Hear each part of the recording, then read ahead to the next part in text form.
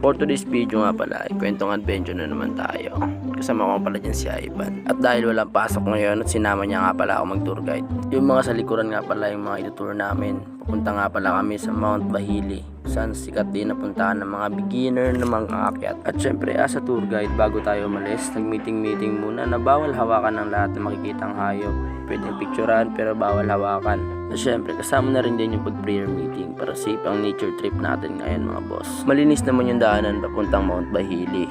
At syempre hindi ka maboboring sa paglalakad sa papuntang Mount Bahili dahil marami kang madadaan ng ilog, falls, magandang spot at pwede ka pang maligo kapag ikay mapagod. Kung trip mong maglublob abang sa paglalakad, pwede rin, no problem. Pangatlong beses ko na nga palang pumunta dito at mag-akyat. Kaso lang, mga time na yon ay hindi pa ako nagbablog, hindi ko pa naiisipan. Kaya ngayon ko lang naisipan ulit. At syempre, mala tour guide din talaga ang galawan. Kala mo rin talaga, original tour guide. Ako nga pala yung nauna dyan. Dahil medyo kabisado ko na yung daan yan. 4 to 5 hours nga pala yung gugulin yung oras dito bago marating ang tuktok ng bundok. Nakadepende pa yan sa bilis ng lakad nyo guys. At kaya nga sang sabi ko sa inyo, sa paan ng bundok, bago nyo marating yung makikita kayong mga falls, mga papaganda at pwede kayong maligo. Solid yan boss. Sa mga puntong ito ay gusto nga sanang maligo, pero naisip ko ay pagbalik na lang kami maligo para sulit at isang ligo lang.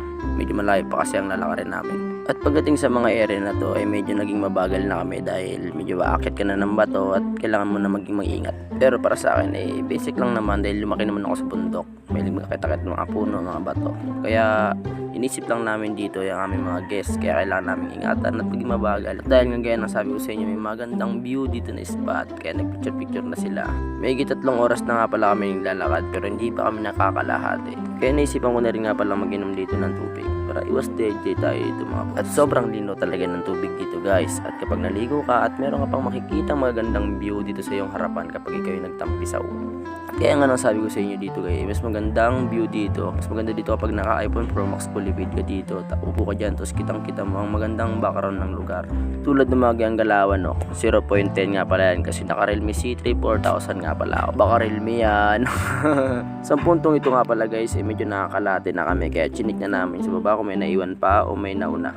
At sa kasamang palad nga pala guys, napagkasunduan na nilang hindi na kami tutuloy dahil dito na rin daw kami sa kalahati. Dahil di na kaya ng iba, dahil medyo may edad na, napupulikat na, medyo senior na siguro to. Para sa amin naman ay okay lang naman. Wala namang problema yan. Kaya napag-isipan na rin na itong lahat, napagkasunduan na. Kakain na dito at magpo-food trip na kaming lahat dito. Yan nga pala aming ulam na adobong baboy na may itlog. Dahil sabi nga tayo ni Ivan ay masarap kapag ininit ang adobong baboy.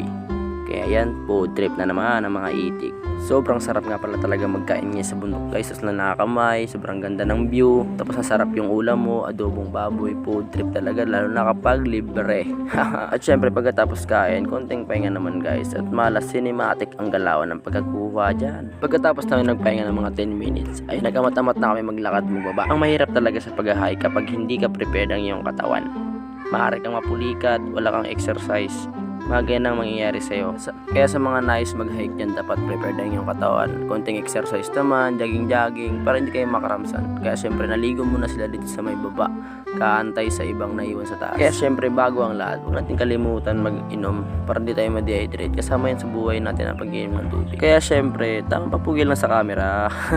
At dahil nga hindi sila sanay, hindi na rin madrawing kanilang mukha. Sige na lang sila katanong kung malapit na ba, patag na ba, wala na ba ibang daanan. At talaga namang sumaway pa to ang masamang panahon kung kakambal mo nga talaga ang kamalasan. Buti na lang medyo waterproof tong Realme C3 4000 ko dito eh. Nakapag video pa ako kahit maulan ang panahon. Talagang tiis lang para sa pangarap, di ba mga lods? Kaya sa mga hindi pa nakapag-follow dyan sa page ko, please support naman my page ko. Paki-follow naman dyan and paki-share naman at maraming salamat sa inyo guys. At syempre sa mga napapasaya ko dyan, huwag kayong mawalan ng sawa pag-suporta sa akin guys.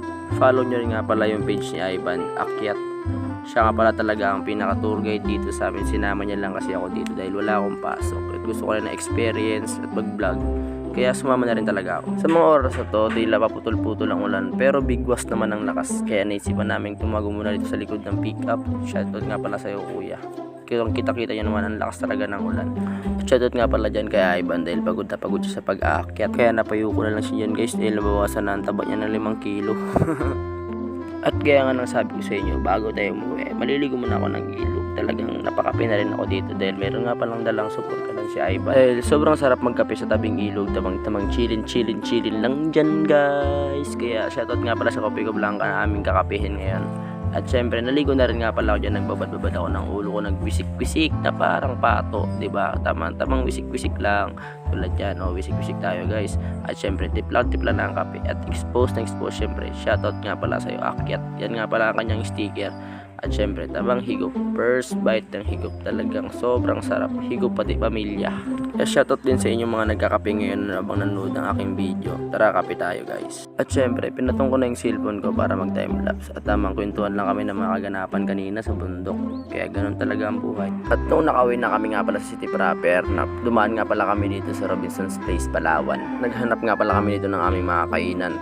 At aming napagkasunduan nga pala guys, nakakain kami sa Haim Chicken Inn na to. At syempre, shoutout din nga pala sa mga kaibigan ko dyan na nag-vlog sa WPO, si Raymond Urot na Betlog, yan nga pala, at kay Archie Babylonia na Chip TV. Magpatuloy nyo lang guys. At syempre, huwag na tayong mapagod sa ating mga pangarap. Syempre, kami dalawa ni Ivan, talagang food trip na. Dito nga pala kami kumain sa isa sa sikat na kainan dito sa Palawan, ang Haim Chicken. At syempre, tamang food trip, at magpapaalam na ako sa inyo guys. Bye bye!